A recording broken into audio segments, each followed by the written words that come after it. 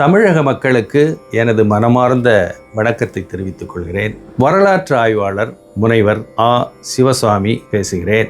மகாசிவநாடி மூலமா கடந்த 2016 தேர்தல் முடிவுகளை தேர்தலுக்கு முன்னாடியே நம்ம சொல்லியிருக்கிறோம். அதாவது மகரிஷியால் எழுதப்பட்ட ஆரூட காண்டத்தின் மூலமாகவும் முக்கியமானவர்களுடைய பலன்களின் மூலமாகவும் பல தேர்தல்களுக்கு முடிவுகளை சொல்லியிருக்கிறோம்.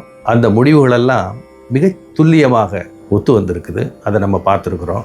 இன்னைக்கு 2026 இந்த 23/4/2026 தேர்தல் வரப்போகுது. இந்த தேர்தலில் யார் ஜெயிக்க போறா அப்படிங்கிறத நம்ம பார்க்க போகிறோம்.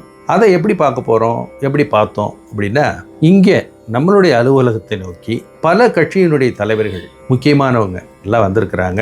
வந்து பார்க்கும் பொழுது அவங்களில் பல விதமான பலன்கள் நமக்கு கிடைச்சிருந்திருக்கு. அவங்களில் பாசிட்டிவான பலன்கள் யாருக்கு வந்திருக்கு அப்படிங்கிறத பார்த்தோம்.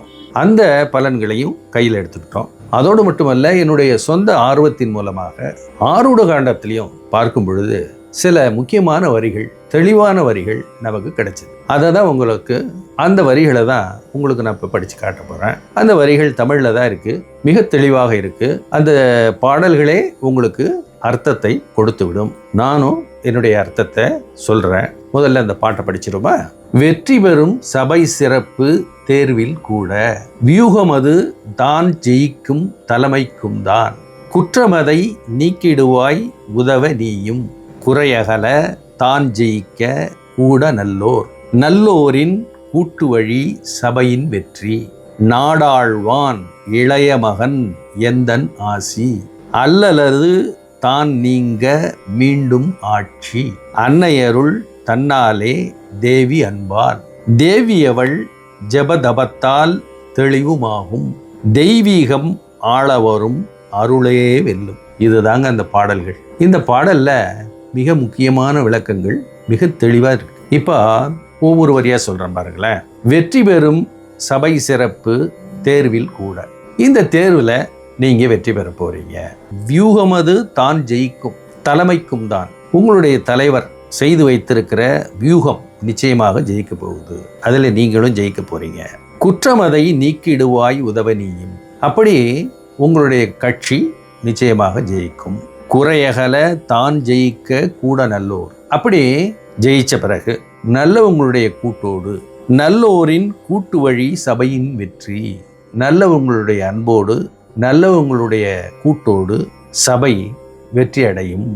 நாடாழ்வான் இளைய மகன் எந்த நாசி. என்னுடைய பரிபூரணமான ஆசீர்வாதம், சிவபெருமான் சொல்றாங்க, என்னுடைய பரிபூரணமான ஆசீர்வாதம் அளிக்கப்பட்டு விட்டது. யாருக்கு? நாடாழ்வான் இளைய மகன். இளைய மகன், மகன்தான் இந்த நாட்டை ஆளப்போகிறார்.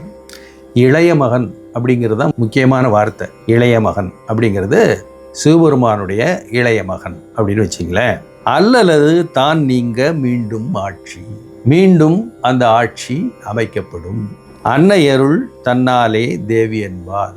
இதற்கு பார்வதி தேவியினுடைய பரிபூர்ணமான ஆசீர்வாதம் இருக்கு.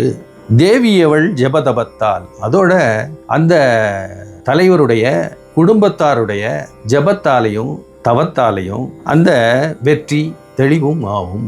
வெற்றி தெளிவாகும். தெய்வீகம் ஆள வரும் அருளே. நிச்சயமா தெய்வீகம்தான் இந்த ஆட்சி அமைக்கும் அப்படின்னு சொல்லி மிக தெளிவாக வந்திருக்கு. இப்போ இந்த பாடல்களிலிருந்து எந்த கட்சி ஆட்சிக்கு வரப்போகுது அப்படிங்கிறது உங்களுக்கே தெரிஞ்சிருக்கும்னு நினைக்கிறேன். பொறுத்திருந்து பார்ப்போம். வணக்கம்.